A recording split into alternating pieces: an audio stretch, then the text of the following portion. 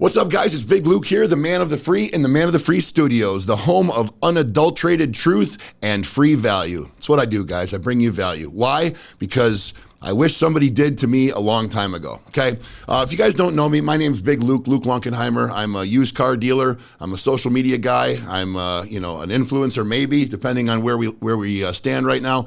But more importantly, I'm somebody who has reached a level of success that I'm very proud of, and now I feel an obligation, if you will, or a sense of connection to my common man to bring value to people that maybe don't have the information that they should have to help them reach higher levels of success. Now, we can dissect success. Everybody has a different idea of what success is, okay? We live in America. You know, it's a free market economy. It's capitalist. And it's pretty much the strong survive when it comes to the marketplace. So most people are going to liken or align success with dollar value or net worth. I would tend to agree with that, not because money is the most important thing, although it is very important, more so because, I'm somebody who's lost my freedom at one point in my life. If you don't know my story, when I was younger, I was an athlete, lost a scholarship due to an injury, got real bummed out, got a surgery. They worked on my throwing arm. It never came back the way it was. I was unable to go play college sports, which was my dream. I had my life pretty much set on being an NFL quarterback.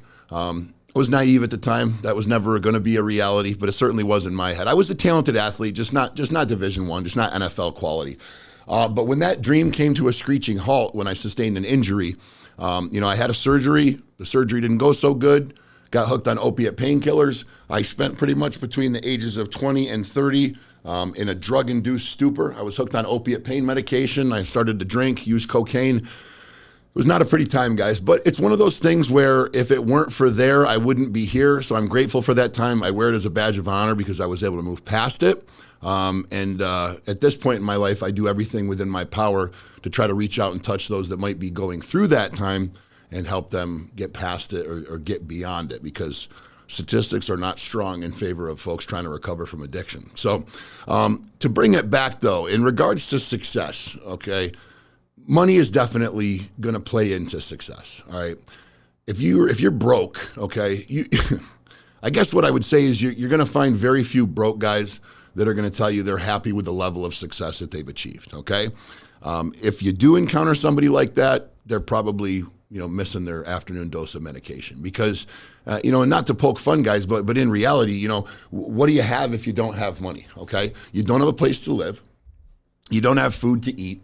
You don't really have your freedom because you can't, you don't own a vehicle. You can't move about. You can't get to places you want to go, do the things that you want to do.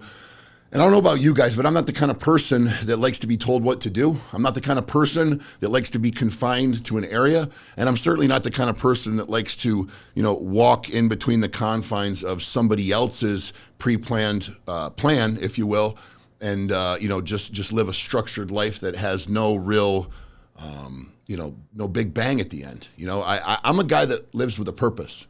I'm a guy that lives with a high level of intensity, okay? I've tasted the loss of my freedom. I've tasted what it's like to be so completely lost in your life and in your mind and so out of control.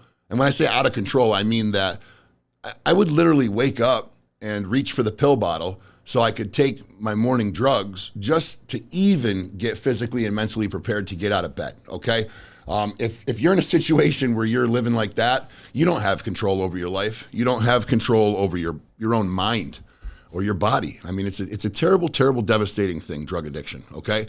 But I don't want to go down the dark halls of drug addiction too much in this show because, I've touched on that and we'll touch on that more on other shows. But I'm using it as kind of a framework to establish where we're going in this show.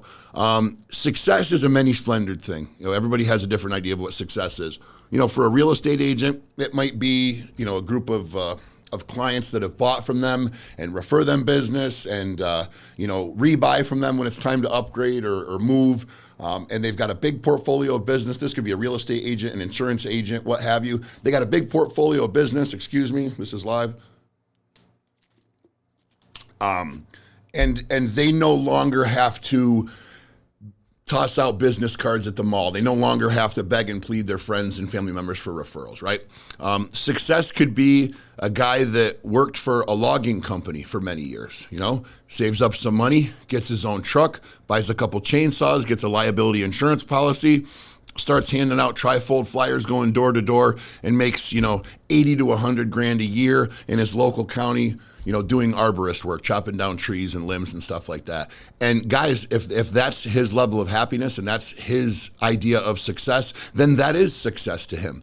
But I truly can't think of a situation other than maybe a religious missionary or some sort of spiritual journey, like somebody going to the Tibet and learning with the monks, whatever. These are obviously obscure situations that maybe money wouldn't play into it, but I digress. I really think money's got a lot to do with it. So to me, freedom is how I measure my success, okay? And money is probably the top 80% of freedom, okay?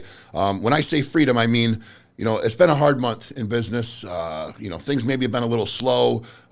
Maybe my employees were bothering me. Maybe, just whatever culmination of things has got me to the point where I'm a little stressed out. I'm going to take a vacation, okay? I'm going to hop on Expedia. I'm going to plan a trip. I'm going to fly first class, and I'm going to take my family somewhere nice. We're going to go away for 10 days. I'm going to recharge my batteries. I'm going to do some thinking. I'm going to do some reading. I'm going to do some learning. I'm going to have some fun, go eat a few nice meals, and I'm going to return with my batteries recharged and kind of a freshened mindset on what I need to do moving into the next month, quarter of business, whatever. I can do that because I have the steaks in the freezer, guys. I can do that because I have a strong income, a couple streams of income, and I'm in a position where if the mood strikes me and I want to get the F out of Dodge, I can do that, okay? To me, that's a measure of my success, because at one point I had a guy with a badge that would walk up to my door and tell me when I could take a dump, all right? And when you've been there, there's things that you're going to value much, much higher over others. And for me, the ability to move about the state, the country, the plane, the building, wherever, I want my breathing room. I want to be able to get out when it's been too much. I want to be able to go somewhere and relax if need be, okay? What else is success, okay? I think success is family. I think success is relationships, okay? So your family might be you, your girlfriend, and your mother and father-in-law, and your brother-in-law, right? Your family might be you, your life partner, and your beagle, right? That could be your family unit. Your family might be like me, where you've got the typical mom, dad, 2 kids, and a dog, 2 dogs. Or you might consider your family, you might have 12 brothers and sisters. You might be one of those kind of families, which those are cool too, man, because you're going to have a lot of aunts and uncles that got to buy Christmas presents for your kids. But I digress. Success is measured differently by everybody, but I think comes full circle back to financial freedom and the ability to have healthy relationships in your life, okay? So I'm having this discussion because there's one thing that's kind of a recurring theme in my life. One thing that continues to come front and center and remind me that it's there and that it has played a pivotal role in my ability to gain success and gain freedom. And that is the ability to sell, the power of persuasion, okay? You get paid to persuade, and that's the bottom line, all right? Warren Buffett said it best, I think, to a group of kids. They asked him after they did some apprenticeship or some learning underneath Warren Buffett, in a Q&A, what tip could you give us that would help us become millionaires the fastest? And Warren Buffett told those people to learn how to sell. And, they were a little disappointed when they heard that. They were hoping for a hot stock tip. But the bottom line is Warren Buffett explained to those people, the same way I'm explaining to you, that without the ability to sell, Warren Buffett and Charlie Munger would have been the world's 2 best money managers that nobody knew about, right? The only way they were able to bring their talents, bring their abilities and their company, Berkshire Hathaway, to the forefront, okay, to be able to dominate the marketplace is for people to know they were there, right? Who's going to spend money with you if they don't know you exist, okay? So what does that mean, right? What does that mean, the ability to sell? Luke, I'm a dentist. Am I going to go in and am I going to sell the people on a teeth cleaning? Well, you know what? Yes, you are, okay? Or your dental assistant is, or your point of sale material in your lobby is, or the person that's selling the 12-month care credit plan to help them get their new veneers is. Somebody in that establishment, if they're drawing revenue through the door, okay, somebody in that establishment is operating in a sales capacity, okay? You've got the simple, easy ones. You can go to a car dealership. You can go to a furniture store. You can go look at real estate. All of these places, you're gonna find somebody whose designated role is sales, okay? If you're a business owner, you can call up a marketing agency. They're gonna send you their salesman. It's gonna be their owner-operator. It's gonna be their outside sales rep. It's gonna be whomever is the most skilled person within their doors that can persuade somebody into spending money with their company, okay? Now, I think that salespeople get a bad rap, okay? I think historically the salesperson has been painted to be this snake oil salesman, this person who bullshits their way around and manipulates information to get people to open their wallets and spend too much money, okay? Now, there is some credence to that. Historically, there have been some very underhanded, very vicious and really immoral salesmen in the marketplace and saleswomen, okay? And what they've done essentially is they've created a bad name for everybody else, which happens in many things. It happens in politics. It happens in social media. It happens in athletics. It happens everywhere. All it takes is one bad apple to mess up the whole package for everybody else, okay? But, excuse me, no matter where you go, you're going to find a salesperson, okay? It could be something as simple as you go to Home Depot, all right?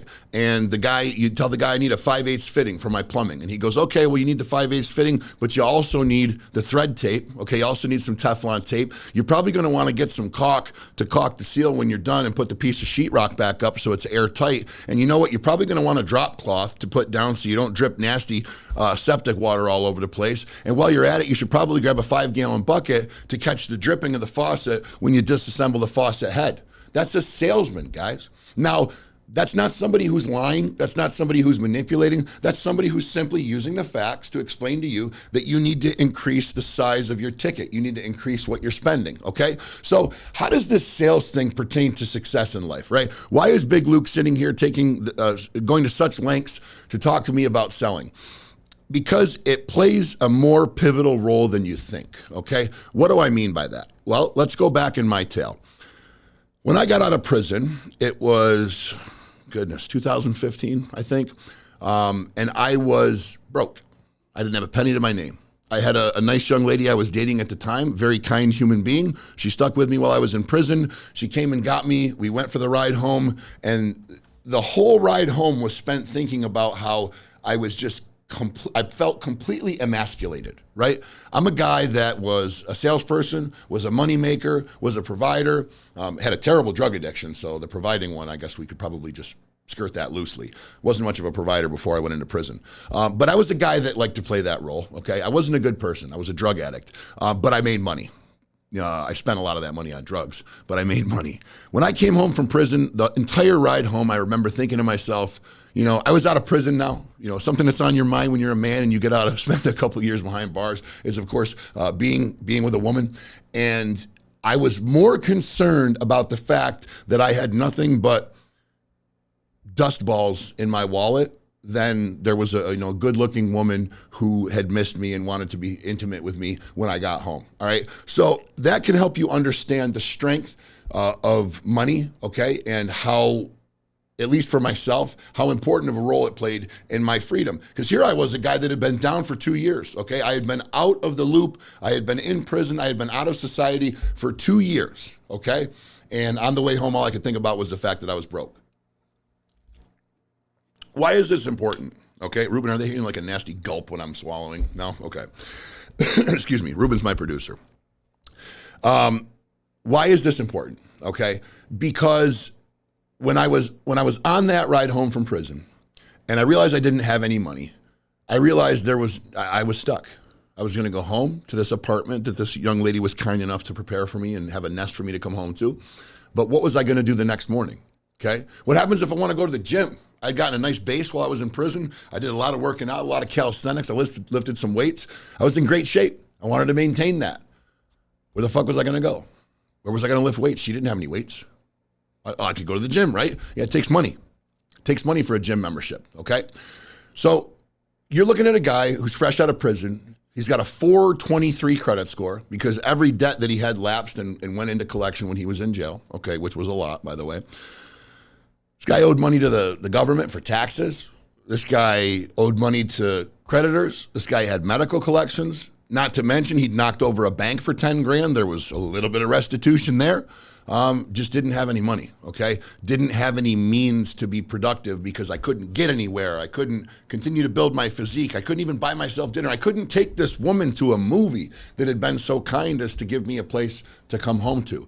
So how the hell do I now own 3 car dealerships, opening my 4th, got a studio with probably what, Ruben, 40 grand worth of shit stuff, whatever, shit, cameras, lights, fucking fans, stages, you name it. There's some pricey equipment in this little itty bitty room here. But how did I get there? How did I get from there to here? I'm telling you the tale of a guy that was just broke and flat broke and on his face and had nothing. And now I'm telling you, well, I've experienced success in my life and I want to come to you. Where do I get off telling you that I'm going to teach you how to be successful and you better learn how to sell because Big Luke says so, right? Where do I get off being the professor? I'm telling you that I'm a guy that was a felon and went to jail and was a drug addict and was flat broke not too long ago. Where do I get off telling you? Okay, first of all, you can change the damn channel, okay? You don't have to be here. I'm glad that you are and I appreciate you, but you don't have to be here. So if at any time you don't think that you're receiving value from this program, I maybe encourage you to stay around a few more minutes and see if that changes. But if this is not doing something for you, respectfully bow out, and I understand, okay? But I'm here to talk to the people out there that don't want to get their information from a celebrity, okay? I'm here to talk to the people that don't want fucking Oprah in their face, who has never worked a real day in her life, telling them how they should handle themselves, okay? I'm here for the people that are working men and women, okay? I'm here for the people that grew up in a small town, okay? Or maybe they didn't. Maybe they're from dead smack in the middle of the fucking city with 10,000 people in their graduating class, but they consider themselves a normal, average human being, and they don't really take much inspiration from people that they can't reach out and touch. You guys can email me. You can make comments, and we will talk back to you. I will talk back to you, okay? That's why I'm here. That's what this channel is, right? I consider myself, and I very proudly consider myself, an average Joe. I am just like you. Okay? I bleed red. I get out of breath when I climb stairs. I spend money frivolously sometimes. There's times I don't spend enough time with my children. Sometimes I get too heavy on my spending with my credit card. Okay? I pass sometimes in speed. Sometimes I pass on a double solid. I talk on my cell phone when I drive here and there, probably more than I should. There's times I neglect my wife. I come home, I forget to kiss her when I walk through the door. I'm a human goddamn being, okay? And I'm not going to pretend to be anything other than that when we're talking, all right? So that's where I get off talking to you, okay? I get off talking to you because I've been places that most likely you have not been. And I don't say that as a flex. I say that because I have experience and I have wisdom that I can bring to you. I wish, and this is exactly why I do this show, I wish I had a man of the free to watch when I was a young man. I wish I had a guy that looked like I wanted to look, that had gotten to the places that I want to get, that had been to the depths of hell and scratched and clawed his way back and done it organically, without help. Without somebody reaching out to him and saying, you know what, I knew your dad, he's a good guy, I got a few million, let me just write you a check and make these problems go away. I did everything on my own. Everything I have is self-made, okay? And I wish that I had an Uncle Luke to look up to, whether it was in person, in media, on TV, whatever the case may be. I wish I had that because I wouldn't have gone to those places, right? Now, I wear those things in those places that I've been as a badge of honor because I don't have a choice. They happened, okay? If I could turn back time and live a productive lifestyle and still have the child that I have now and the family that I have now without ever having gone through that time, would I do that? There's days I think no. There's also days I think yes. I went through a lot of pain. I went through a lot of loss.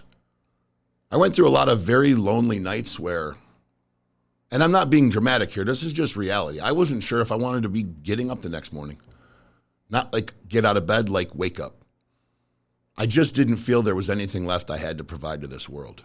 And this is coming from a guy that wanted to be an NFL quarterback, okay? So I don't want you people to go there. I don't want young people watching this program to go to prison. I don't want anybody watching this program to get addicted to drugs and struggle with opiate addiction like I did. It's a terrible thing. It's the loneliest path you can walk because you use everybody in your life. You start to take advantage of people that you revere highly, people that you love, people that have loved and nurtured you from just the seed that you started out as. You start to take advantage of them. You start burning bridges. You start manipulating them. You start telling dad the cell phone's broke and mom you lost the cell phone to get the deductible money for the insurance claim from one of them and to get the other one to give you money to buy a new phone. And then you play the two against each other and you end up with money from both of them. These are things I did as a drug addict. I don't want you to go through that, okay? The rates of addiction in this country are alarming and they're not going down anytime soon, okay? So why am I here bringing this information to you? Because if I connect with one person in the next 10 years, and the information that I bring to that person helps them not go to the place that I went to, every dollar was well spent. Every moment of my time was not in vain, okay? I'm here to help, guys. So whatever facade you think I might be putting out there, whatever you think this is, okay, wipe the dry erase board clean and start with a fresh slate and just listen to the words that I have to say to you. Okay, so why is selling so important in establishing what you have? Well, guys, you know who I am now, okay? You know where I've been. You've got a loose idea of my story. I have 3 car dealerships now. The house that I live in is assessed at, I believe, $860,000, which where I come from means that it's 6,000 square foot. It's got 17 acres of land with it, none of which is swamp. It's all good land and forest, okay? I've got an Olympic-sized lap pool that's L-shaped in the backyard. I've got side-by-side 3 4-wheelers, a diesel pickup truck that's 1 year old. My wife's got a truck that's brand new. I've got enclosed trailers. I've got snowmobiles. I've got 4-wheelers. I've got side-by-side. I think I already said that. I've got just over $1 million in inventory that's owned in my company, which means that if we had to, sell it all out and liquidate, that's $1 million cash. These are things people aren't going to tell you, guys. These are not the things that Joe Rogan's going to share with you, okay? No disrespect, Joe. He's got a good show. Nice guy, I think. But my point is I'm trying to be as real with you as possible, okay? I'm not worth $30 billion, okay? So if you want to know how to get to where Elon Musk is, ask Elon goddamn Musk, because I can't tell you. Maybe when I'm 55 or 45 and I'm there, we'll talk about it. But for now, I can tell you I'm the guy that's worth a few $1 million, that has 3 successful car dealerships, that's opening a 4th, that has this show that I do to try to bring value to you, and has a couple other verticals that I'm working in regards to sales training and coaching that I'm working on as well. I employ about all-encompassing, probably somewhere between 15 and 20 people. So I'm not a mega millionaire, guys. I'm not a superstar by any stretch of the imagination, but I am successful, okay? I am, I would say, probably in the upper echelon of society without getting into the rich and famous in the top 1%. So, am I saying all these things to brag? No, you can look that stuff up. You can Google me and find my mugshot. You can find my old delinquent tax records. You can find the videotape of my bank robbery. You can find all sorts of negative shit about me. You can also see videos about my philanthropy. You can also see the toy drive that I hold every year for the children. You can also see about I donate time to the SPCA. You can also, there's a lot, I'm not going to list it all and make it sound like I'm grandstanding, but I promise you now at this point in my life, there's more good than bad, okay? So how does selling pertain to that? That house that I just told you about, 6,000 square feet, almost $1 million, yada, yada, yada. I bought that house and I borrowed the money to buy it, okay? But never once was my credit pulled. Let that sink in. Never once did I have to give anybody a pay stub. Never once did I have to prove that that house passed a home inspection, although I got one. Never once did I have to prove anything about myself to anyone, not my credit score, not my history, not my tax records, not my income, not a thing. I bought that house on a handshake and a conversation, okay? It was owned by an incredibly wealthy man. And when I spoke to that man about buying his house, it went something like this. My wife and I lusted after that house. I mean, I would drive by it on my way to go to her place and vice versa. And every time you went by this house on Caudnoy Road, it was just, you were humbled, right? A guy across the street that I won't name, just out of his privacy, is a local car guy, owns the biggest car mega center in the area that I live in, lives across the street. The guy that used to own the house that lives next door owns a crane company, millionaire. Guy behind me to the left owns another car dealership and service center that does exotics and imports and Porsches and Ferraris and stuff like that. Another guy that's got super money, okay? Really incredible people as well, mind you.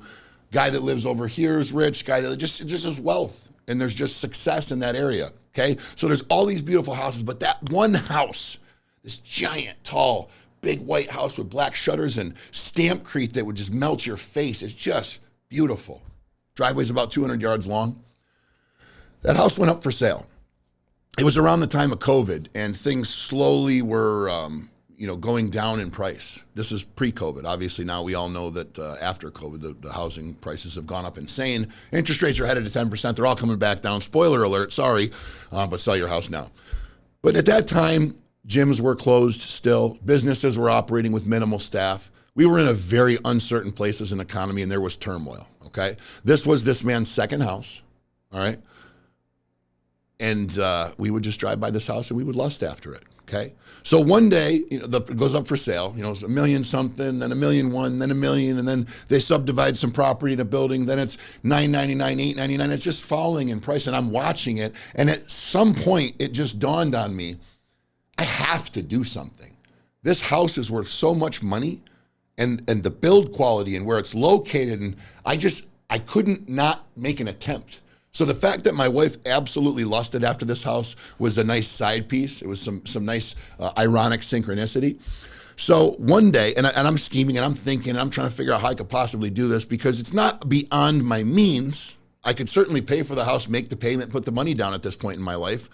But how was I going to secure a mortgage? Because at this point, I had just bought out my business partner, the gentleman that helped me establish my company. This is a financial partner. It's always been run by me since day one, but this was the guy that, God bless him, helped me stake the money to get going. Just bought him out. So my financials were not strong. I looked like a guy that made a good paycheck, okay? I didn't show on paper the worth of owning the business and the business's assets as mine and the business's revenue flow on a monthly basis as mine. So I had the means to buy this home, but on paper, it did not appear that way. So to walk into a bank and tell them that I wanted a mortgage for a, damn near $1 million house, they would have looked at my, my credit, which was okay. It had recovered some at that time. And my financials and said, I'm sorry, you can't afford this house. Would you like to be pre-approved for $150,000? Okay. So how did I get it? So how did I get this house? Well, my wife comes to me one day and tells me there's an open house. And she asked me if we can go. And at this point, I obviously haven't figured out how I'm going to try to do this monumental task. So I'm like, no, honey, I don't want to dangle a carrot that I can't give you. I'm not that guy. This is not a house that's in the cards for us right now. She said, please, can we go? I just want to see how the other half lives. When my wife uttered those words to me, something in me changed. I didn't want to be on this half. There was another half. There's an other half, and they live better. How dare they? But better yet, how dare I not provide that for my family? How could I not be there? I'm a human. We're all flesh and blood. So I started thinking, and I made an impulse decision. I told my wife, let's go. Let's go to the open house. Yes, you're right. Let's go see how the other half lives. And in the back of my mind, I'm thinking, how the fuck am I going to pull this off? But I'm going to pull this off. So we go to the open house. Come to find out the realtor is the guy that owns its son.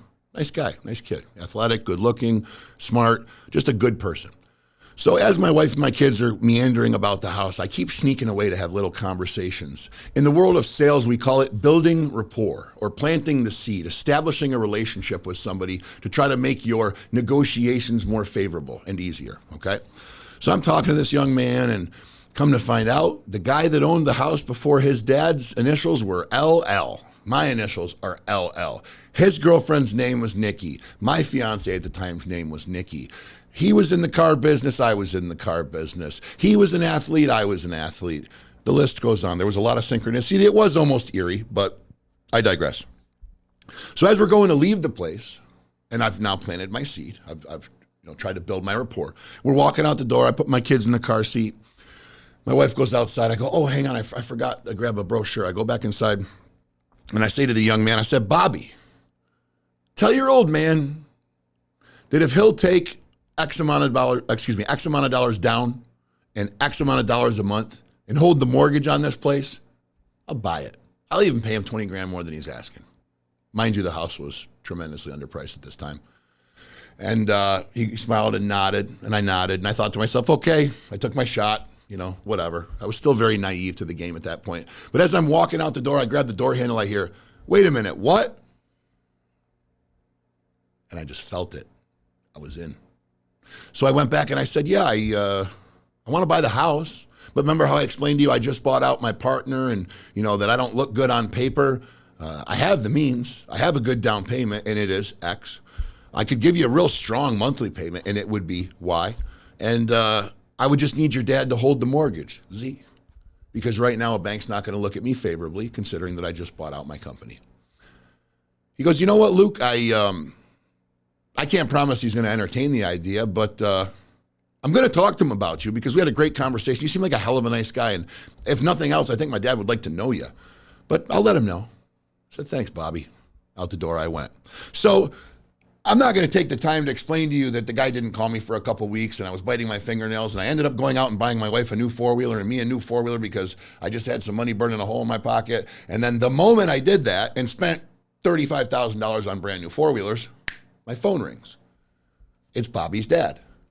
Hey, Luke, how you doing? My son Bobby said that you're a real nice guy and you're into cars and you're into lifting weights and et cetera, et cetera. He also said you made an offer to buy my house. I said, yes, sir, I did. Were you serious? Yes, sir, I was.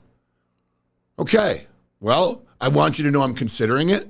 It seems like a fair offer, but I'd really like to get all the money for the house. I'd really like to sell it. And I said, I understand, sir. I understand completely, but I can't offer that to you right now. I just want you to know that it's a tough market right now. And I know that it may be difficult to off such a large, expensive property so quickly. I want you to know I could be your plan B if it doesn't sell. Okay? I'm in no rush. I couldn't wait. It's not really that big of a deal to me. My entire life was invested in this house. I said, but if the mood strikes you, give me a call. I'm here. Okay, Luke. Now, this gentleman was a very interesting individual. His negotiating tactics were unorthodox. But he was very consistent. He was a professional, and he was a nice guy. Got nothing bad to say about him. But he definitely did use the strength of him having the product that I wanted and me not being in the A-type bargaining position to string the process along. But we got to a point where I had pretty much dismissed it. I said, this guy's not going to take the offer. But at that point, I drove hard. I charged hard. My wife's birthday was coming up, and I called him up. And I got back in the negotiating mood. And I said, you know what? Damn it, I'm going to do this. So I called him up. I said, hey, sir. Yeah, Luke, how you doing? I said, that house offer. He said, yeah. I said, I'm going to pull it. What? So this Friday, mind you, the man had called me once a week, every week in between this time. We'd stayed in contact. He said he was still interested, but he was still trying to get full price for the house, paid in full up front. I said, yes, sir. My wife's birthday's coming up. And I'm either going to go out and get her something real nice and expensive this weekend, or I'm going to give her your house. You're going to be the one that makes that determination. This Friday at 6 p.m., I'm pulling my offer off the table. Not because I don't like you, not because I don't like the house, but I'm just not going to be your plan B forever. So let me know Friday by 6. He goes, well, I got some people coming Thursday to look at the house. I said, okay. He says, are you sure you don't want to change your offer? Mind you, he had counter-offered me more money down, about 20% more, and more money per month, about 10 to 15% more. To which I had said, no, sir, I'm sorry, I can't do that. If my offer isn't good the way I presented it, then 10% more isn't good either, okay? And I'm not interested in negotiating with somebody who just wants to win. I'm interested in negotiating with somebody who thinks my offer was fair and wants to do business. And he respected that. He said, all right, Luke, I'm going to call you Friday by 6 p.m. I said, okay. So Friday at 6:15 rolls around. I'm wiping the blood out from underneath the nails that I've chewed completely off my hand, and I'm pacing in circles in my car dealership. And my phone rings, and it's this gentleman. And he says, "Hey, Luke." I said, "Yes, sir." He says, "You know what?" He says, "I can't really believe I'm about to say these words, but you came on so strong." I'm like, "Oh shit, I screwed up." "You came and charged so hard. You were so kind. You were so professional. Your sales tactics were so unorthodox. You were just a conversationalist, but you came honest. You came with integrity. You came with a good moral compass, and you gave a fair offer. I showed the house yesterday. It's like I told you I was going to, and the people made me an offer today." And I said, "Yeah." And he said, and the offer was for $10,000 less than I was asking, paid in full. And I'm thinking to myself, well, it's over and done with. He took that offer. He says, and I didn't take it. I said, "Oh yeah, why is that?" He said, "Because for $10,000, I know you're going to pay this loan. For $10,000, I'd much rather do business with you. Congratulations, tell your wife happy birthday. You guys got a house." It makes the hair on my forearm stand up to this day. This is a guy that not too long ago was in prison, was recovering from a 423 credit score, robbed a bank not so long ago, was in the middle of trying to develop a company that he had no help doing, was doing it all on his own, and was pretty much living life completely by the seat of his pants on his own, experiencing territory and waters that I'd never walked in and swam in before, okay? But I persuaded this man. I came at him professionally. I built rapport with his son. I did all the things that one would do to appropriate a good sale. And doggone it, I bought a house, okay? So guys, what I'm trying to explain to you, and thank you for listening to my story, is that's the tangible, that's the real thing, okay? Is that a guy, you walk into a room and you say, "Hey, I know a guy that has no credit, has, no provable income, didn't get a mortgage, doesn't qualify for orthodox financing, but he just closed on $1 million house." You'd be like, "Yeah, okay, anyways." But there's one or two people in the room that would be like, "Wait a minute, how'd he do that? I want to know. I'm interested in learning." And that's you guys. You're the ones that want to know. So that's why I'm explaining it to you, okay? Now, the story doesn't stop there, okay? My building in Fulton, New York, that my North dealership operates out of, I bought very much the same way. I called the guy that owned the building, interested in leasing it. He had moved to North Carolina. He had moved on. He was retired. He said, "I don't really want to lease it anymore. I don't want to be a landlord. I want to sell it." And I said, "Okay. Now, you own it outright?" He said, "I've owned it for years." I said, "Okay. Now, I don't qualify for conventional financing right now, but would you be interested if I gave you a good amount of money down so you knew that I wasn't going anywhere, and I gave you a monthly payment that was substantial and reduced the principal by a decent amount each month, and I allowed you to make a decent amount of interest, a fair amount of interest, fair for both parties? Would you be interested in selling me that building and holding the mortgage?" Without hesitation, yeah, I'd consider that. Let's talk more, okay? Never pulled my credit. Never asked for a bank statement. Never asked for a pay stub. Never asked for a reference, neither one of them. Guys, why and how?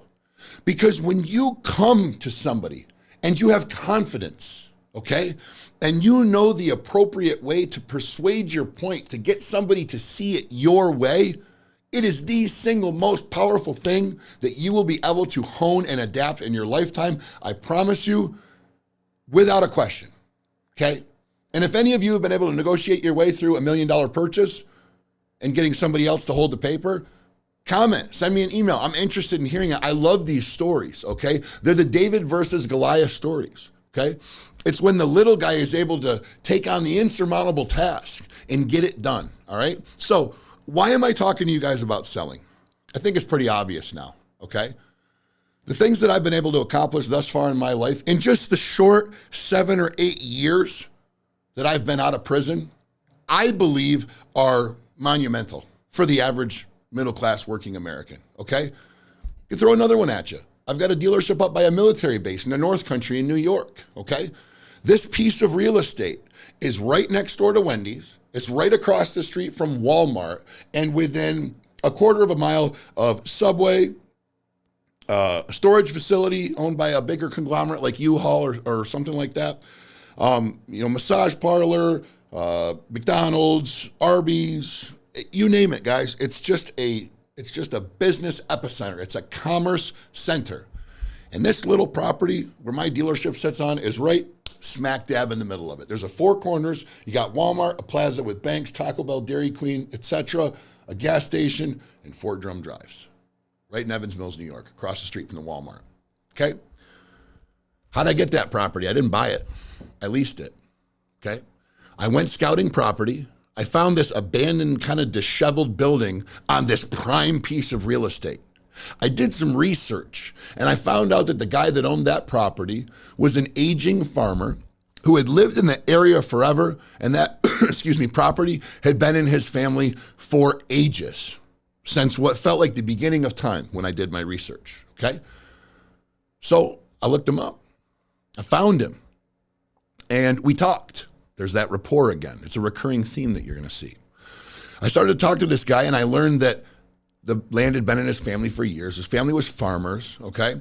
And the damn government and the damn county and the damn businessmen, they all came through there, and Walmart bought up the property across the street. And yeah, I got a good paycheck out of it, but they raised my damn taxes through the roof. I was paying a couple $100 in taxes for that piece of property that you're talking about. Now I'm paying thousands a month. And I said, that's interesting. Mind you, we're talking about an area where a piece of commercial real estate like that was going for between $5,000 and $7,000 a month, okay? And I said, no kidding. I said, well, would you be interested in leasing it? Yeah, I did that a while ago. I didn't go so good. It was a car dealer guy, and, he got into drugs or something. I'm thinking to myself, I imagine that. Couldn't see that happening. And he says, I just don't know. I'd rather just sell it and just get paid for it. I said, okay, I understand that. I said, but what about in the meantime? You got that tax bill coming in every month, and it's just, well, it's not every month, it's yearly, but from a monthly perspective, it was thousands a month. I said, you got this money that you're just shelling out to no consequence. I mean, you own the property, but that's it. It's costing you money, isn't it, sir? Well, yeah, it is. I said, okay. Well, how about this? Now, I can't go in and operate a business thinking that you'll kick me out in a month. But how old are you, sir? Oh, I'm 60, whatever. Oh, okay. I said, well, in the grand scheme of things, sir, let's say he said he was 65. In 65 years, is 24 months really that long? Well, no, it's really not. I said, okay, so how about we just do a 24-month lease, okay, with an option to extend, and I'll pay you a rent amount that's equal to what your taxes are, plus $500 in spending money. You get a $500 paycheck every month to spend on whatever you want, plus that no longer costs you that tax bill. Yeah, okay, let's do it. In that moment, I closed a deal on one of the most expensive pieces of commercial real estate on that strip of highway within a quarter of a mile of the main gate of Fort Drum military installation, which has 25,000, 30,000 soldiers on it, and we take good care of those soldiers, and I'm very proud of that. But guys, how did I do that? How did this guy that was a felon and a drug addict and a jailbird that's not too fresh out of prison, or let me rephrase myself, not that long removed from being in prison, how's this guy locking up deals on commercial real estate across from Walmart? How's he buying $1 million houses? How's he getting mortgages on land and big buildings with 2 acres of pavement and 4 garage bays and a paint booth and all that? How's he creating this empire? His credit isn't that strong. His income isn't that provable. He doesn't have the normal resources that it takes to get these things done. Because why, guys? Because, and I'm not a conspiracy theorist. I'm not a disbeliever, but I can tell you this. There's a narrative in this country, okay? There is definitely a funnel, which is a sales term, look it up, that the conglomerate, if you will, and when I say that, I don't mean the George Soroses and Klaus Schwabs and we're not talking about conspiracy theories and globalists and elitists and all that stuff, although in every theory there is a bit of truth, okay? But that's not what this is. This is reality, okay? The same reason that certain people just seem to be able to stay famous even though they don't really present a strong talent, okay? There's some names that come right to mind, but I'm just not going to go down that road in this show, okay? There's some people that no matter how many times they keep screwing up, they still end up front and center. Why is that? Why is it that a company can make terrible decisions and align themselves with the wrong people and fall flat on their face time and time again, yet you continue to see them on the side, of the magazine that you're reading, or the TV that's in front of you, or the billboard as you go down the road? It's because there are interests, guys. There are corporate interests and there are government interests at play, okay? And they are fucking rich, pardon my French. But they're huge, giant conglomerates, okay? And I won't get into, we'll take another episode, Ruben. We got to do an episode on those guys, okay? But we're just talking about the idea, okay? And I'll explain further in another show. But I want to keep the value on this selling, all right? So these people benefit financially from everybody's thinking aligning with the same mentality, okay? You must build your credit score. You must prove your income. You must qualify in this particular lane in order to get this particular item, okay? They don't want it to be the Wild West, because then you're not going to go to buy your property and say, okay, let me go to Google, let me search mortgage, FHA, Freddie Mac, Fannie Mae, Wells Fargo, Bank of America, wherever I got to go and get my money. If you're not doing that, they're not making money. If you're going, well, let me just talk to the guy that owns the place and see if maybe he'll just hang on to the paper and let me chip away at it monthly. They don't make a penny if you do that.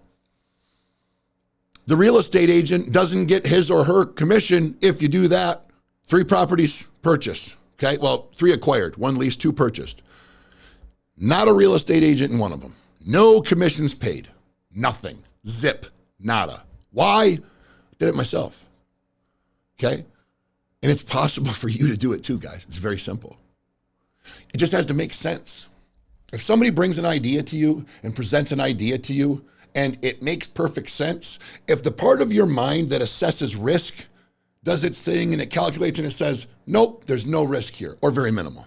And the part of your mind that views and calculates desirability of outcome says, you know what? If this goes the way this person is saying, this is going to be really good for me. It'll be real good for me. And then the part of you that calculates personal relationship, respect, compassion, communication, dialogue, discourse, calculates and says, I like this guy or gal. I enjoy talking to them. I hope they do well. You got it licked. They assess the risk. They assess whether or not it's valuable to them, and they assess whether or not they like you. You hit those 3 nails on the head, it's done. You close the deal. It's very simple, guys. And what I cannot convey to you with enough conviction at the highest levels, guys, at the billion and trillion dollar levels, it's all the same shit. Guys and gals having conversations, assessing risk, assessing desirability of outcome, assessing how much I like this guy. Did he fly me out here first class? Did he let me keep the towels in the hotel room? Did he bring me to a nice enough restaurant when he wined and dined me? Did he get mad when he caught me looking down his wife's blouse because those bolt-ons are just beautiful? Okay? I'm saying it in humor, guys. But this is reality. These are the things that occur and happen on a daily basis. These are the reasons that you look at the TV and you say, how the hell did that guy get famous? It's because he approached the right person who had the right resources. They didn't see much risk. They saw desirability of outcome, and they liked the person. So they rubber stamped it, and it's done. Guys, political appointments are made this way. CEO positions at billion-dollar companies are made this way. This is the same reason that there's been that boss in your life that you absolutely despise because he's a prick and you can do the job better than him. He just rubbed the right shoulder, man. Okay? And whatever you want to say, he jerked off the right guy or he kissed the right ass or whatever, wherever that mean, vitriol-filled, hateful place in your head goes that you need to learn how to control and dismiss, by the way. That type of shit will control you. Hate, anger, despise. If you're the kind of person that when you get upset with somebody, you chop them down, well, his hair's bad, he drives a shitty car, he farted during the meeting, and fuck that guy. You are the problem. End of story, plain and simple. You need to be the guy that says, how'd he do it? I'd like to know, let me investigate, maybe let me befriend him and learn from him. That's how you get success, okay? Do you know anybody that's mean and spiteful and hateful and talks shit about everybody behind their back that's a fucking billionaire? I didn't think so, okay? You got to let that go, guys. You got to let in a little positivity. You got to understand, when you're like me and you've scrubbed a stainless steel toilet with a toothbrush before while floating turds rolled by your head, you get a little humility in your life. You start to put yourself in a little bit bigger picture, okay? And you stop doing that thing where when you see somebody that's got what you want, just like the social media trolls, yeah, you fucking steroid head, you muscle freak, great comment, man, aren't you stupid, blah, blah, blah. It's like, man, you ain't gonna get nothing accomplished that way other than I'm gonna chuckle. You might piss some people off. You're gonna look like an idiot, and we're either gonna argue or we're not gonna talk. What productive happens from that? What? Does it make you feel better? The answer is yes. Keyboard therapy. Hiding behind the keyboard, slinging shit. Okay, you know how many people I know? Rob Seneca was in here and did a podcast with us. And he says every night I have, what do you call it, a therapy session or something like that? He says I have a therapy session on Facebook. He's like, and I type out like 6 different messages and posts that I want to make. He's like, and then I just delete them all. Okay, your mind needs that, guys, because you get angst and things built up inside you. But you need to resist that urge to just have diarrhea of the keyboard and start posting that shit out there because it breeds negativity and it comes back to bite you, okay? I digress. I've introduced to you today why selling is important, haven't I? Now it's starting to make sense. Now you're going, okay, I get what he's saying, okay? He's been able to accomplish some pretty cool tasks with his ability to sell, right? So what does that mean? You got to go take a sales course and practice on some, as a shoe salesman for a few weeks and graduate to used car sales and then eventually get yourself into real estate so you can be successful? Absolutely not. Not even close, okay? It's a concept, guys. It's a value in concept that I'm giving to you. For instance, your 4-year-old daughter comes up to you. Mama, can I have a cookie? You say, no, baby, you can't have a cookie. It's almost dinner time. Oh, boy, cookie is so good. I know, honey, I know cookies, but mama, you like cookie. And they're just chipping away. And you're just watching the big baby brown eyes and your knees are getting a little weak. And then finally, but mama, cookies so good, I promise I'll still eat dinner. And you're like, shit, kid, you got me. Have the cookie, okay? That's a negotiation right there. Rapport was built. You assess the risk. It's a cookie. It's a big freaking deal. Desirability outcome, my little baby smiles and she's happy. And yeah, you definitely like her. It's very simple. It's in its purest and simplest form. That is a negotiation and a sale closed when a 4-year-old asks for a cookie. Take it up a notch. 16-year-old boy, hey, Shannon, yeah.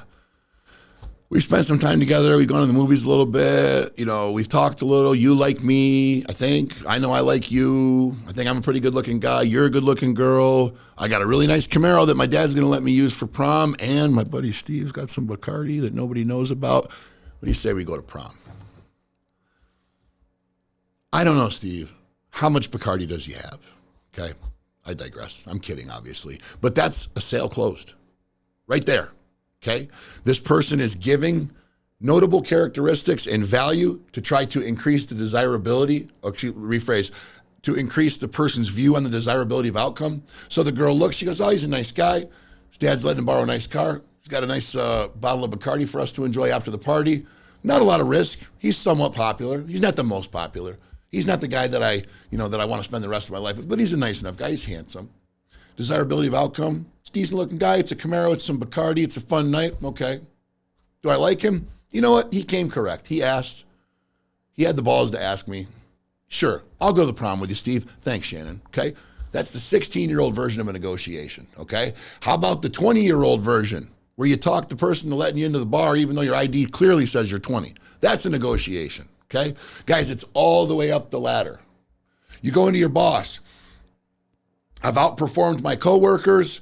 I park in the appropriate spot when everybody else sneaks a spot closer to the building. I don't turn my air conditioning lower than I'm supposed to based on company policy. I don't use all my sick days. Matter of fact, very rarely have I ever called in. I produce my quota every single month.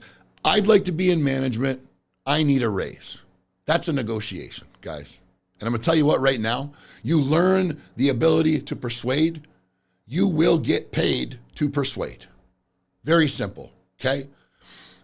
I'm gonna tie a bow on this, guys. I'm gonna wrap this up, okay? Because I've gotten to most of the key points that I wanted to get to, but I'm gonna do some sort of follow-up on this, and I'm gonna get into it a little deeper. But I wanted to get this kind of quick hitter out there, guys, so you can understand how important this skill is, okay? There's books on it. There's videos, there's training courses, but it doesn't have to be the cookie cutter type of selling, guys. I can tell you in a 30 second to 1 minute summary right now what you need to know, okay? And that is that you have to have confidence. You have to not be worried about the no. Matter of fact, a good salesman loves a no. Why? Because there's only so many no's before you get to a yes. How many times did your mom tell you no, you can't go to your friend's house? Then you asked again, then you asked again, then you asked your dad, he told you to piss off. Okay, I'm not going there. Then you asked again and again and again and again, and you chopped her down, and finally you got a yes. It took you 16 no's to get to that yes. But pan back, look at the whole thing, those 16 no's, you couldn't have got to that yes until you discarded each one of those no's. So a good salesman knows no is your friend. What else comes with a no? Information. Will you buy this product? No. Well, why not, Mr. Jones? I thought you liked red. I do like red, but I don't like leather. Oh, that's new information. Mr. Jones doesn't like leather. Let me show him the velour or the canvas red, whatever the hell I'm selling him, okay? Mrs. Smith, how about we wrap up that deal on that new Lexus lease that you just test drove? No, not today. No, why? Well, because I haven't driven the Toyota or the Nissan yet. Okay, all right. I got to talk about my competitors. With a no comes information. If you're going to learn to persuade and you want to sell, you got to get real comfortable with the word no, okay? You also got to get real comfortable with the fact that it's going to come. Imagine this. You're a crack salesman. You're a successful person. Forget all that. How many times do you think I've heard the word no in what I do? All the time. Let me get this price on the advertising. No. Let me get you to buy this vehicle tonight. No. Let me get my health insurance for a little bit cheaper per month. No. Let me lease this building so I can open store number 5. No. No, no, no, no, no, no, no, no, no. Okay? I don't even hear no. I hear, huh, and I just keep going. Okay? Now, you don't want to get annoying with that when someone, you need to be able to identify when someone just ain't gonna fucking buy, right? Like, hey, how about we buy that car? No, I don't have legs. I need a handicap van. Well, come on, man, we can get you some prosthetics and you stop. Move on, okay? Obviously a humorous example, no disrespect to somebody who's suffered that fate. What I'm explaining to you is you need to be able to identify when no means no, okay? But you can't be afraid of the trivial no's, the objective no's, the objection no's, the ones that come when somebody's just doing that negotiating banter and you know there's a deal there, okay? So get comfortable with the word no, all right? You also need to get comfortable with yourself. And you also need to get comfortable with screwing up, misspeaking, citing something incorrectly, coming in at the wrong time, whatever, okay? Humble yourself, number one. Number two, and here it is, guys, don't take yourselves too seriously, okay? You're gonna get no's, you're gonna make mistakes, your product's gonna fail on you, you're gonna be trying to sell somebody something that's gonna fall apart right in the middle of displaying it. It's just gonna happen. Don't get defeated. Get right back up. Remember when we were younger, you had that big inflatable dummy with the sand in the bottom of it, the punching bag, and you hit it, it would go down, and it would come right back up. That's you. That's a good salesman. Goes down, comes right back up, bright and shiny, right back to the task, okay? Get comfortable with hearing no. Get comfortable with yourself. Get humble. Be comfortable in your own skin, okay? Last and most important thing, in my little quick lesson on how to sell. Open your goddamn ears, okay? The best salesmen in the world are not the best talkers. Let me repeat. The best salesmen in the world are not the best talkers. They are the best, yes, they are the best listeners, okay? Why? Why would it be so much more important to listen than to speak? You're selling. You need to bring value. You need to show a product. You need to sell, sell, sell. Because your customer is going to tell you everything you need to know. I promise you that, okay? And there ain't anybody who's a stronger salesman than me. I promise you that, okay? And I welcome you to challenge that. What you need to understand is that this skill is so powerful, okay, that the greatest feats that have ever been accomplished in society, in politics, in government, in finance, have all come off the back of a good salesperson, a deal closed, a negotiation done. And you need to be able to listen before you speak. They're going to tell you why they're rebuttaling. They're going to tell you why they're saying no. They're going to tell you why they're walking out the door. You just got to listen, okay? The entire time, you have to be retaining information. You have to be like a news journalist that's just soaking everything that's coming your way so you can later compile it into a nice, concise close, okay? Guys, thank you so much for being here. I hope this brought you value. I don't do this for any reason other than to help you get better, to help you be more confident, to help you attack this life with a vengeance, okay? Because you can do what I did. You can do drugs. You can waste your life with crime and burning bridges and drug-induced stupors, okay? You don't even need drugs in the form of narcotics. You can gamble your life away.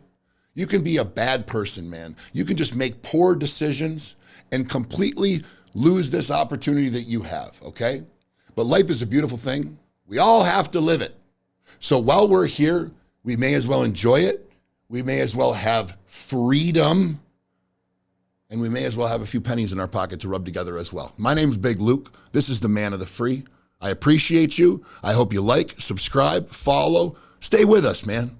We're going to get better. We're only growing. And every time you turn this on, you're going to gain value. I promise you that. This is Big Luke signing off. Stay free.